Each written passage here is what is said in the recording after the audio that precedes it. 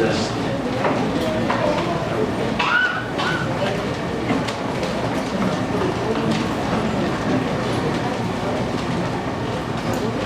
Turning failures into success. In our study this morning, even if you just look at the title, we have to be going back and forth from chapter 7 and chapter 8 this morning. Because the backdrop of the success in chapter 8 is the failure in chapter 7. So, I hope you were here last Sunday so that you would at least be able to go back and forth with me in our study for this morning. Last week we learned that there is no failure, defeat or mistake that cannot be remedied through the grace of God. Walay kapakyasan, walay kapildihan, walay mga kasaypanan nga dili maremedyohan pinaagi sa grasya sa Dios. Even at Accor, we learned last Sunday the valley of trouble. We see it can be turned into a success. Sometimes, success comes through the back door of failure. Usahay ang kalampusan at tumuagi sa luyo sa atong mga kaluyahon, kasaypanan, o mga sipyan. As we begin this chapter 8 of Joshua, we're reminded of two verses from Psalm 119.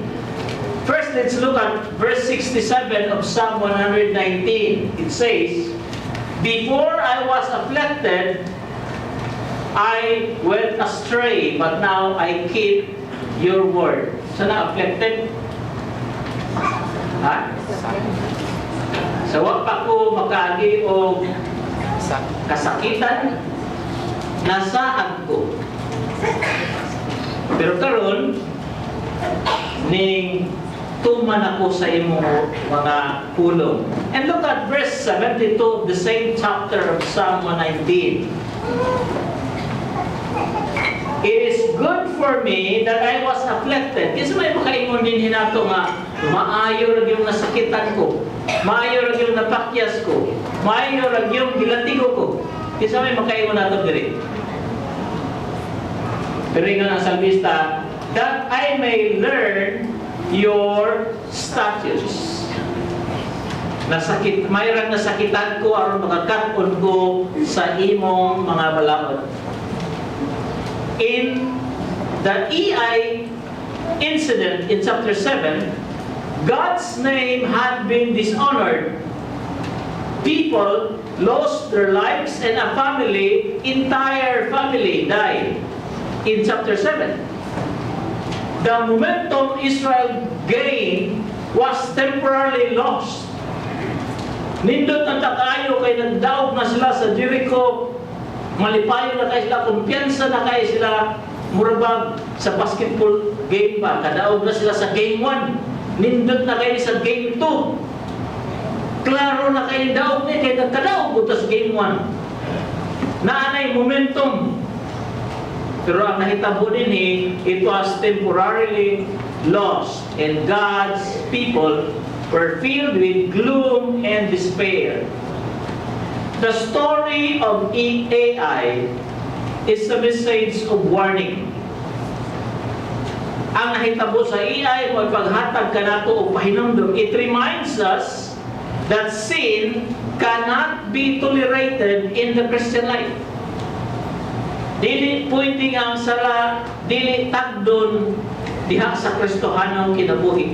Because it hinders the blessing of God. It grieves the Holy Spirit. It quenches the Holy Spirit. But it is also a proclamation of hope. Aduna sa bihay paglaom. It reminds us that blessing and success can come when sin is confessed and dealt with.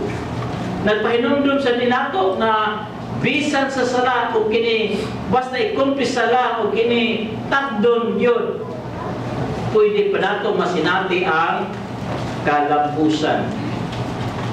After we have made a mistake and suffered defeat, isa may wa pa masayop din isa may wa pa mapakyas nga pirmi ra gyud ka, isa may wa pa mahagbong sa pag-eskwela, wa pay test nga nahagbungan. Na ba? Na ba ninyo gikan yung grade 1 pirmi gyud ka pasar, wa gyud hagbong. Sa mga relationship, wa gyud kay hagbong. Perfect yun. Nindot yun kayo. No? Na ba din ang perfect yun? I don't know with you, pero ako daghan na saan o kapakyasan nga na sinabi sa kinabuhi. But after we have committed those mistakes and suffered defeat, what we do next is up to us. Kung sa'y sunod na itong buhaton unang napakyas, naara na nato. We can live in that failure. Pwede ta makinabuhi niya ng kapakyasan, kagulanan, kasaypanan sala. Or, by God's grace, learn from it and go on. Move on. Naka-move on na ba ka? Or naapagihapon ka sa nagpuyo sa gahapon, nagpuyo paghapon ka sa kapakyasan, wa pagyud ka makamove on. Today our challenge is that every believer of Christ must know that failures, ang mga kapakyasan, can be turned into success. Ang atong mga kapakyasan, mga sala, pwede pa mabali, magamit, paingon sa atong kalampusan. How can we turn failures into success? Muna itong tunan karong buntaga. And from our passage, chapter 8 of Joshua, we will look at and consider 3 steps of turning failures into success. First step, remember that God desires restoration for His children. Ayaw kalimti igsoon nga ang Dios nagtinguha nga ang iyang mga anak na napakyas na hulog ng kasala, gusto niya kining mahibalik. Look at first part of verse 1 chapter 8. Then the Lord said to Joshua, sa gingon sa Ginoo, do not be afraid, do not be discouraged. After we have sinned, the devil loves to whisper in our ears. Ganahan ang yawa magsigig hum-hum sa imong dunggan. You messed up big time. You are no longer useful in the Lord. Di na ka magamit sa Ginoo kay nakasala ka, nasayop na ka. Wa na kay pus. Walay pirming ihum-hum sa atong kaaway. And it is at this moment in Joshua's life, mao niya ang kahimtang ni Josue nining panahon na following the humiliating defeat of the first attack sa Ai.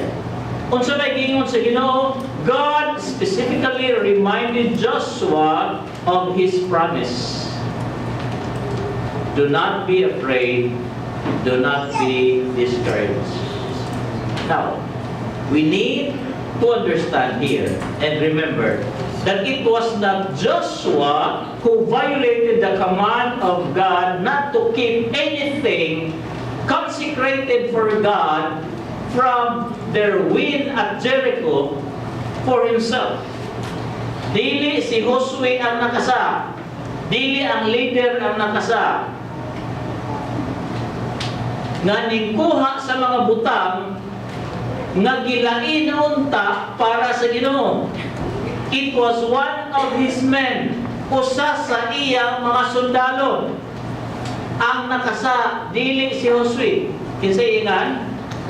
Dili ni Achan. Achan. Achan.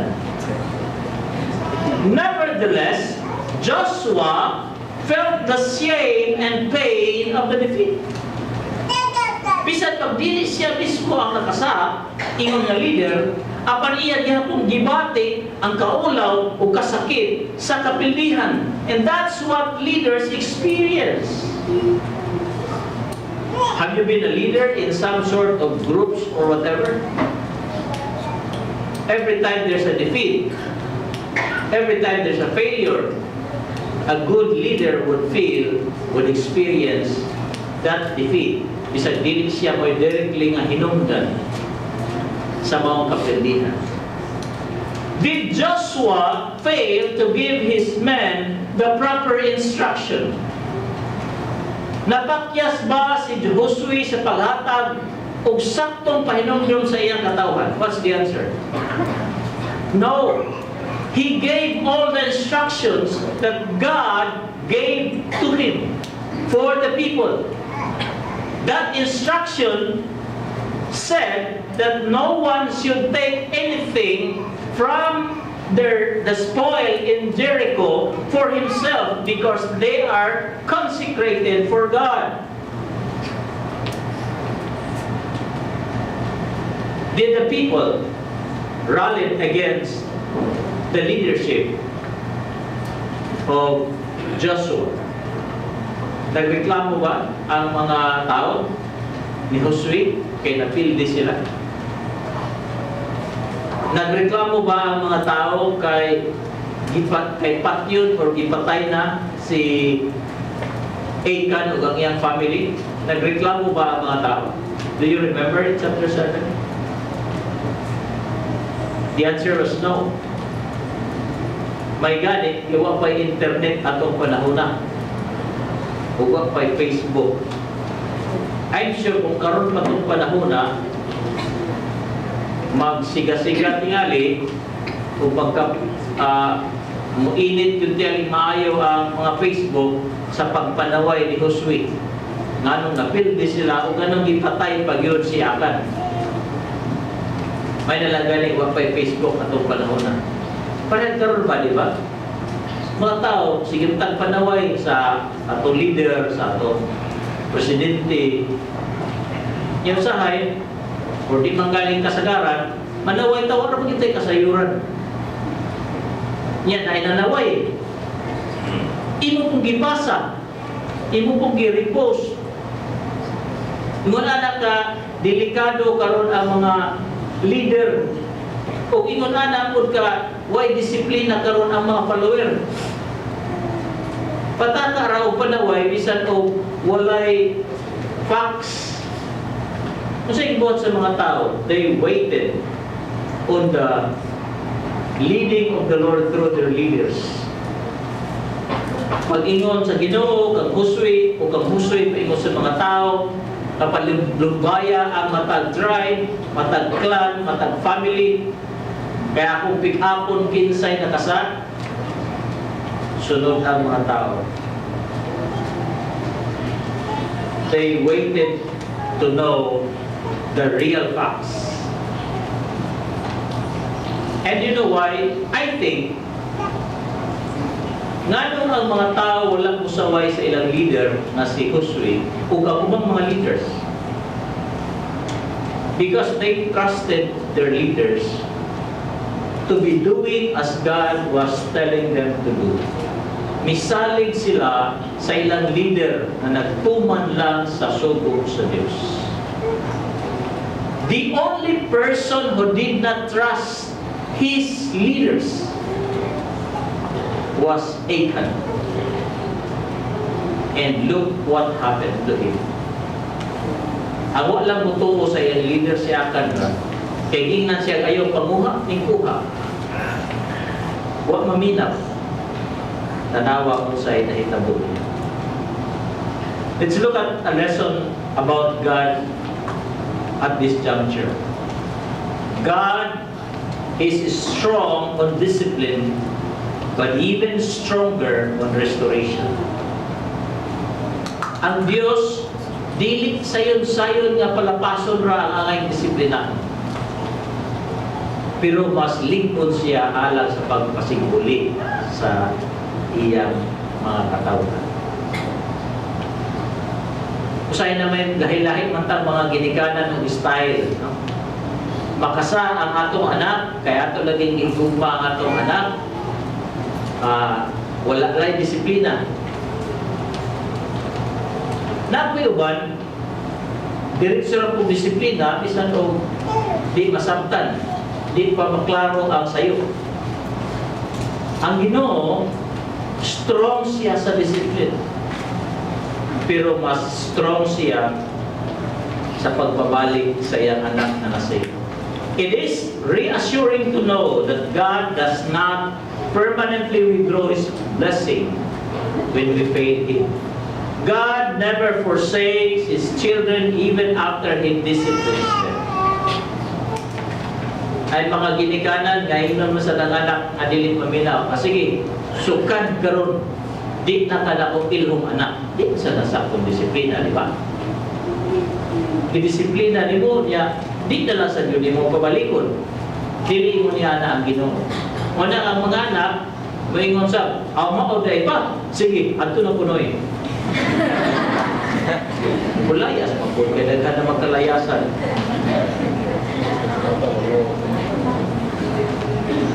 God never forsakes His children even after He disciplines them.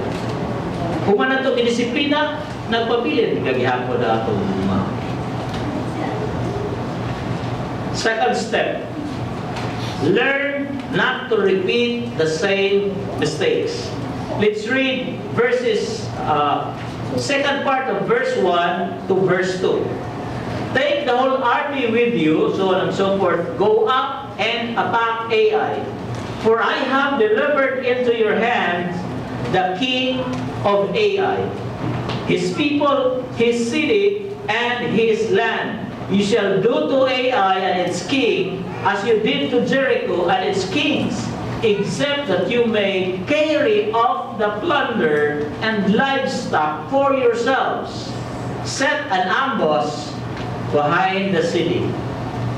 Joshua is told here to again go up and attack Ai. Di ba ilan ang i-atake ang Ai?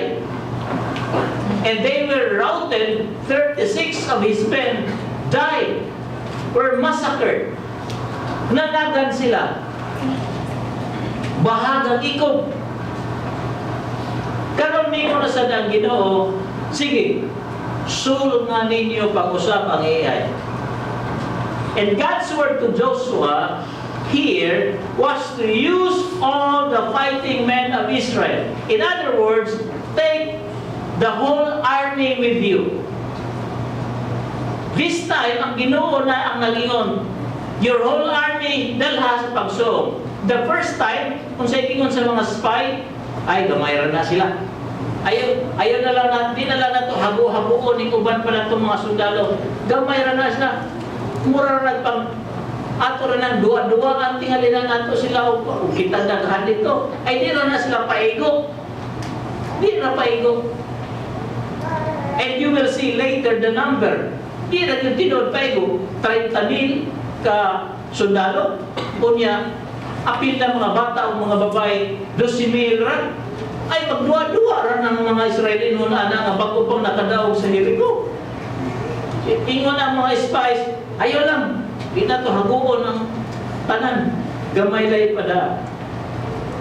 Muna advice sa iyang mga spy. Pero Ginoo this time, yun siya, take the whole army with you, even though the primary cause of defeat in the first attack at Ai was Achan's sin. Ang pinakarason yun nung napildi sila mao ang salak ni Achan, but a contributing factor to their defeat was underestimating the enemy. Kaya underestimate man nila ang ilang kaaway. They were so proud already and they presumed God's power with them. Huwag man sila magkonsulta sa Ginoo. Huwag pa ganin nila dalha ang presensya sa Ginoo nga girepresentahan sa Ark of the Covenant. Ilang i-presume. Mura mag-usahin mga Kristohanon karon. Kaya nag-ampo na, Lord, ganahan naging gumaminyo, Lord. Ingon bang tagag? Gigamit pa. Genesis, Lord, nagingon ba yan nga, it is not good for a man to be alone. I am alone, I want to get married, and you said, that's good. So I prayed for that lady. And because you have prayed, you would marry that lady. Ay, nag-ampo mo ko. Basta na lang nag-ampo. Kung yan sa itubag sa imong ampo, wala ka magpaabot og tubag ba? Wala pa galing ka mahuman og ampo. Niya kausa para bagyan. Kausa na ampo. O, amin na yun. Lord, basta si Maria, musubot siya sa dili, basta siya yun. Basta nag-ampo ko sa'yo, ipresyon na ito ang Ginoo ba? No? Murang naglabaw pa sa Ginoo, walang balo ka sa hunahuna sa Ginoo. Kaya daw, nag-ampo na siya.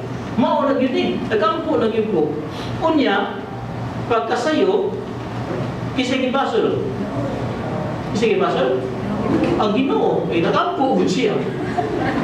Yan, di mo mangulata man rin yun. Nagpaabot bakas tubag sa Ginoo, taka-taka nila sa kag-interpretan. Partong isa, kaya people, may doon sila sa Isaiah sa ilang pastor. Pastor, suportahin ko sa simbahan kaya gusto ko ilang kong pagkapastor ito sa Bible School. Sa tayo ba sa ragdong, ano mang gusto ng kapaskwila? Ay gabiin mo kong pastor, nagdang buko. I dreamed last night and I saw in the sky written big letters PC. And the pastor asked, and what do you think that meant?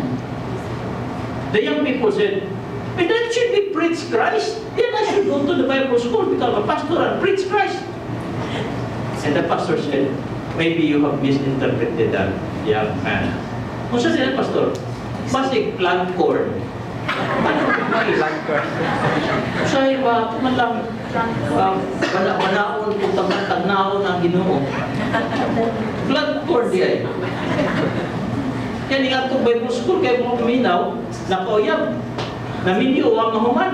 Paano plant corn yun? Paano mahuman? How often do we get in trouble because we make the same mistake for the second, twice around?